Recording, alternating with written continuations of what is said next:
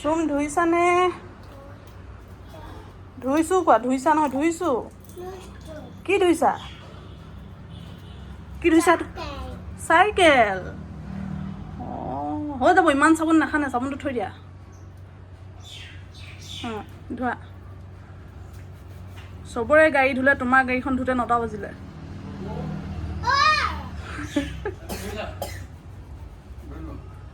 ধোৱা। অ'কে কোৱা। গাড়ী এইখন বাহিৰত ধুই থৈছে ককাই। গাড়ী ককাই ধুই থৈছে। অঁ অঁ, সেইটো ধোৱা ধোৱা, জল্দি ধোৱা, তোমাৰখনে বাকী আছে। পাপাৰ বাইক ধুলে, ককাৰ স্কুটি ধুলে, গাড়ী ধুলে, তুমি কি কৰি আছা?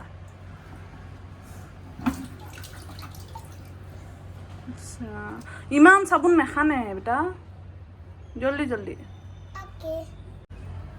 তাৰপিছত গাগাটো কৰি ল'বা দেই। কি চাবোন লাগিলে? অঁ, সেইকাৰণে কৈছোঁ ইমান চাবোন নাখান, থৈ দিয়া। Good boy. নাই, তুমি গা ধুই আহিছা বেটা। চুনো ন, ভাইটি দুখ পাব। বেটা তুমি গা ধুই আহিছা। নকৰে অ', চাবলৈ দিয়াচোন, নকৰে নহয়, নকৰে নহয়। তুমি পূজা কৰিলা? ইয়াত নবহিবা, তুমি গা ধুই আহিছা। তুমি গা ধুই আহিছা, নবহিবা দেই। পূজা কৰিলা? নমো নমো। ৱাও। নমস্কাৰ জনাইছোঁ সকলোকে, আৰু গীতাঞ্জলি নতুন এটা ব্লগত আপোনাক সকলোকে স্বাগতম জনাইছোঁ। আৰু আজি হৈছে শ্ৰী শ্ৰী বিশ্বকৰ্মা পূজা। সকলোৰে ঘৰতে সৰু সুৰাকৈ হ'লেও যিহেতু লোহাৰ বস্তু বা কিবা থাকেই, সেইকাৰণে সকলোৱে যিহেতু বিশ্বকৰ্মা পূজা পাতে বা নিয়মটো কৰে, তো আজি তেনেকৈ আমিও অকণমান নিয়মটো কৰিছোঁ। ৰাতিপুৱাৰ ভাগত দেখিলে বেটাই নিজৰ মানে চাইকেলখন ধুলে, আৰু হাজবেণ্ডে কালি ৰাতিয়ে অফিচত আছিলে, কাৰণ অফিচত ডেক'ৰেশ্যন কৰি আছিলে, যিহেতু তেওঁলোকৰ অফিচতো পাতে।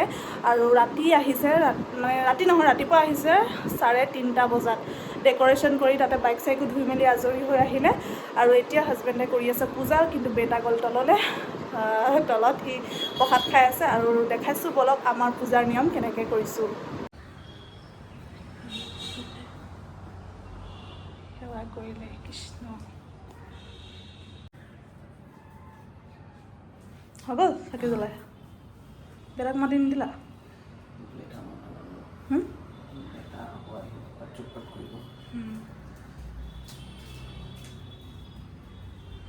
তো আমাৰ এনেকৈয়ে কৰা হ'ল।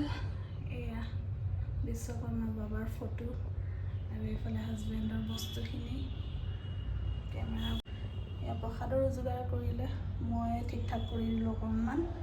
তো এনেকৈ নিয়মটো কৰা হৈছে। এতিয়া ময়ো সেৱা ভাগ কৰি লওঁ।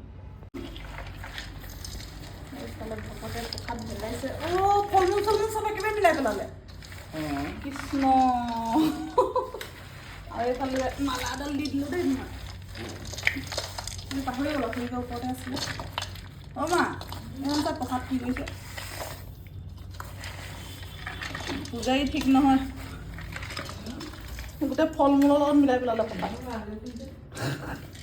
কল চল চবতে নিমখ হ'ব তাৰমানে। নিমখ নাই দিয়া নহয়। নিমখ দি দিবা। প্ৰসাদত নিদিয়ে নহয়, হেৰিয়ত। হয় হয় হয়, প্ৰসাদত নিমখ নিদিয়ে। কেনেকুৱা লাগিছে বেবী? ই নিজৰ ঘৰত প্ৰসাদ খোৱাৰ আগতে 3 ঘৰত খাই আহিলেই, দুঘৰত খাই আহিলেই। নমো কৰা, বহিলে নমো কৰা বেবী। সেইবোৰ নুচুবা। ইফালে প্ৰসাদ বাঢ়ি দিলে চবকে, ইফালে ভকতে নিজে, ভকতে ঠেং চেং উলিয়াই দিলে। A few moments later.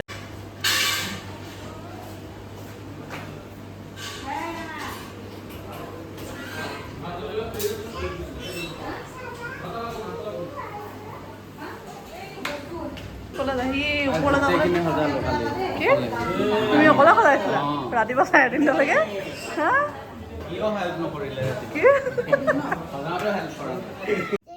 তো ঘৰতে অকণমান নিয়মটো কৰি আমি আহি গ'লোঁ হাজবেণ্ডৰ অফিচলৈ। আৰু আহি পাই মানে মূৰ্তিৰ ওচৰত মূৰ দোৱালোঁ, আৰু এইফালে আহি গ'লোঁ তাৰপিছতে হাজবেণ্ডৰ মানে ষ্টুডিঅ'ত। আৰু এইফালে আমাৰ চক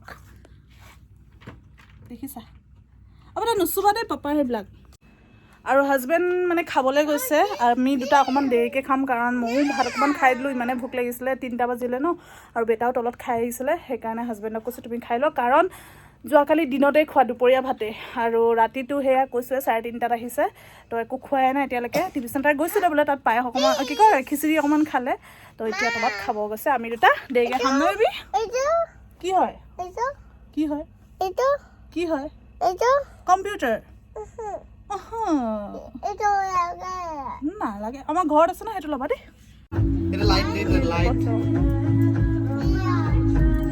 বেয়া হৈ যাব নো মামাক কোৱা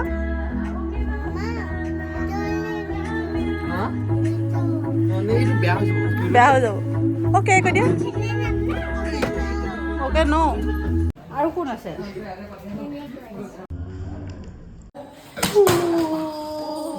কি উখাইছে তোমাৰ হা লাগে খং কৰিব বহুত খং দিলে